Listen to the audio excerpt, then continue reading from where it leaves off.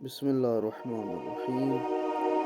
خطبہ شعبانیہ پیغمبر اکرم صلی اللہ علیہ وآلہ وسلم کے اس خطبے کو کہا جاتا ہے جس میں آپ نے ماہ رمضان کی فضیلت بیان فرمائی۔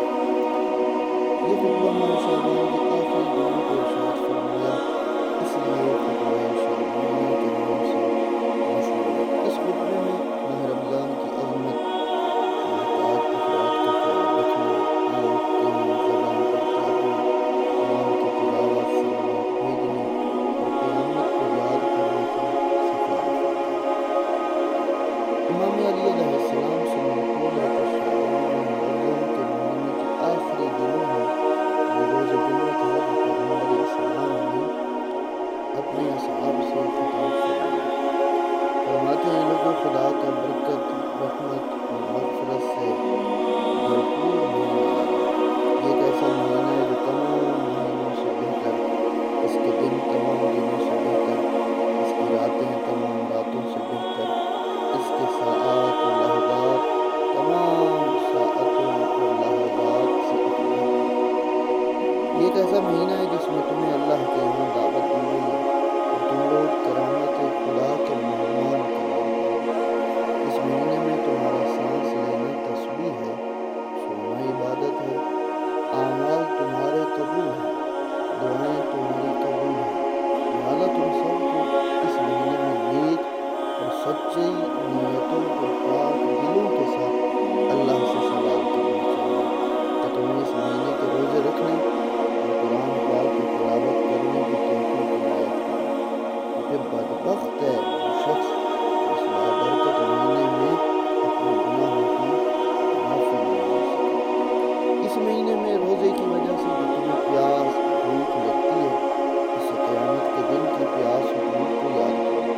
غریب، تنگ دست لوگوں کو صدقہ دو، بزرگوں کا احترام کرو، چھوٹوں پر رحم کرو، رشتہ داروں سے صلہ رحمی کرو۔ اپنی زبانوں کو ہر قسم کی برائی سے بچاؤ۔ اپنی نگاہوں کو ان چیزوں کی طرف دیکھنے سے بچاؤ جنہیں دیکھنا جائز نہیں یا حرام ہے۔ اپنے کانوں کو ایسی آوازوں سے بچاؤ جنہیں سننا حرام ہے۔ لوگوں کے یتیم بچوں سے ہمدردی اور مہربانی سے پیش آؤ۔ جس طرح تم اپنے یتیموں کے لیے مہربانی چاہتے ہو، اپنے گناہوں سے اللہ کی بارگاہ میں توبہ کرو۔ اوقات نماز میں اپنے ہاتھوں کو اللہ کی طرف بلند کرو، کیونکہ اوقات نماز بہترین اوقات ہے جس میں خداوند متعال اپنے بندوں کی طرف خاص رحمت کی نگاہ سے دیکھتا ہے۔ اس سے مناجات کریں تو جواب دیتا ہے، اسے پکاریں تو لبیک کہتا ہے، جب اسے کوئی چیز مانگے دعا کریں تو قبول کرتا ہے۔ اے لوگو، بے شک تمہارے نفس تمہارے اعمال کے گرد میں ہے، تو اس کو استغفار طلب بخشش کے ذریعے رہائی دلاؤ۔ تمہاری پشتیں گناہوں کے بار کی وجہ سے سنگین ہیں، پس لمبے سجدوں کے ذریعے اس بار کو ہلکا کرو۔ جان لو کہ اللہ نے اپنی عزت و جلالت کی قسم کھائی ہے کہ وہ نمازی اور سجدہ کرنے والوں کو عذاب نہ کرے اور آتش جہنم سے نہ ڈرائے جس دن سب اللہ کی بارگاہ میں کھڑے ہوں گے۔ اے لوگو، تم میں سے کوئی اس مہینے میں کسی مومن روزے دار کو افطار دے تو خداوند اس کو اپنی راہ میں ایک غلام آزاد کرنے کا ثواب دیتا ہے اور اس کے تمام گزشتہ گناہوں کو بخش دیتا ہے۔ اور اسی وقت آپ سے کہا گیا، یا رسول اللہ، سب تو اس عمل کو انجام دینے پر قدرت نہیں رکھتے۔ تو رسول خدا نے فرمایا، اپنے آپ کو آتش جہنم سے بچاؤ، گرچہ نصف خرما سے ہی کیوں نہ ہو۔ یعنی غریب ہے، کچھ بھی نہیں ہے، تو وہ آدھی کھجور بھی راہ خدا کے طور پر یا کسی کو افطار کے طور پر دیتا ہے تو ذات پروردگار اس کی یہ بھی قبول فرماتا ہے۔ اپنے آپ کو جہنم سے آگ سے بچاؤ، گرچہ ایک گھونٹ پانی سے ہی کیوں نہ۔ کچھ نہیں ہے، گھر پہ غریب ہے، پانی کا ایک گلاس ہے، لے آئے اور افطار کے طور پر دے۔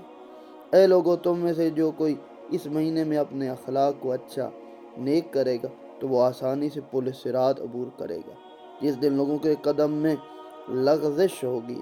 جو کوئی اس مہینے میں اپنی ماتحت جو افراد ہوں گے نرمی کرے گا، خدا قیامت کے دن اس کے حساب میں نرمی کرے گا۔ اگر کوئی اس مہینے میں دوسروں کو اپنی اذیت سے بچاتا رہے گا، یعنی انہیں تنگ نہیں کرے گا، قیامت کے دن خدا اس کو اپنے غضب سے محفوظ رکھے گا۔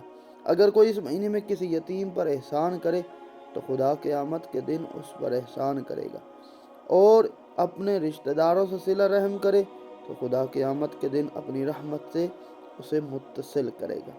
جو کوئی اس مہینے میں اپنے رشتہ داروں سے قطع کر لے رابطے کو اور قطع رحمی کرے، خدا اس دن اپنی رحمت کو دور کر دے گا۔ جو کوئی اس مہینے میں مستحب نماز پڑھے، خدا اس کو جہنم سے نجات دے گا۔ اس مہینے میں ایک واجب نماز پڑھے، اس کے دوسرے مہینوں میں 70 نمازیں پڑھنے کا ثواب دے گا۔ جو کوئی اس مہینے میں مجھ پر زیادہ سے زیادہ درود بھیجے گا، خدا قیامت کے دن جس دن لوگوں کی اعمال کا پلڑا ہلکا ہوگا، اس کے نیک اعمال کے پلڑے کو سنگین کرے گا۔ جو کوئی اس مہینے قرآن کی تلاوت کرے ایک آیت کی، اس کو دوسرے مہینوں میں ختم قرآن کے ثواب کا اے لوگو، یقیناً جنت کے دروازے کھول دیے گئے، پروردگار سے درخواست کرو تمہارے لیے بند نہ کرو۔ جہنم کے دروازے بند ہیں، اللہ کی بارگاہ میں درخواست کرو کہ تمہارے لیے نہ کھولے۔ شیطان اس مہینے میں باندھ دے گئے، اپنے رب سے درخواست کرو ان کو تمہارے اوپر مسلط نہ کرے۔ امیر المومنین فرماتے ہیں اور کھڑے ہوئے عرض کیا، یا رسول اللہ، اس مہینے میں سب سے بہترین عمل کیا ہے؟ فرمایا، اے ابو الحسن، اس مہینے میں بہترین عمل محرمات الہی سے پرہیز کرنا، یعنی گناہوں سے پرہیز کرنا۔ اس کے بعد پیغمبر گریہ کرنے لگے، عرض کیا، یا رسول اللہ، کس چیز نے آپ کو رلا دیا؟ فرمایا، علی، میں اس لیے رو رہا ہوں کیونکہ اس مہینے میں تمہارا خون بہایا جائے گا، آپ کو شہید کر دیا جائے، گویا میں تمہاری شہادت کے منظر کو دیکھ رہا ہوں۔ حالانکہ تم اپنے پروردگار کے لیے نماز پڑھنے میں مشغول ہو گئے، اس وقت شقی اولین و آخرین قاتل ناقہ صالح تمہارے فرق پر اقبال کرے گا، اس سے تمہاری ریش اور تیرا خون سے تر ہوگا۔ امیر المومنین نے عرض کیا، یا رسول اللہ، اس وقت میرا دین ثابت و سالم ہوگا؟ فرمایا، ہاں، اس وقت تمہارا دین سالم ہوگا۔ اس کے بعد پیغمبر نے فرمایا، علی، جس نے تمہیں قتل کیا گویا اس نے مجھے قتل کیا، جس نے تمہارے ساتھ بغض اور دشمنی کی در حقیقت اس نے مجھ سے دشمنی کی، جو کوئی تمہیں ناسزا کہے گا اس نے مجھے ناسزا کہا، کیونکہ تم مجھ سے میرے نفس کی مانند ہو، تمہاری روح میری روح ہے، تمہاری فطرت میری فطرت ہے۔ بے شک خدا نے ہم دونوں کو خلق کیا، ہم دونوں کو انتخاب کیا، مجھے نبوت کے لیے اور تمہیں امامت کے لیے انتخاب کیا۔ اگر کوئی تمہاری امامت سے انکار کرے تو اس نے میری نبوت سے انکار کیا۔ اے علی، تم میرے جانشین خلیفہ ہو، تم میرے بچوں کے باپ، میری بیٹی کے شوہر، تم میری زندگی میں بھی اور میرے مرنے کے بعد میں بھی میری امت پر میرے جانشین اور خلیفہ ہو۔ تمہارا حکم میرا حکم ہے، تمہاری نہیں میری نہیں ہے۔ ذات خدا کی قسم، جس نے مجھے نبوت پر مبعوث کیا اور مجھے انسانوں میں سے سب سے بہتر قرار دیا، یقیناً تم مخلوقات پر خدا کی حجت ہو اور خدا کے اسرار کا امین ہو اور اس کے بندوں پر خلیفہ ہو۔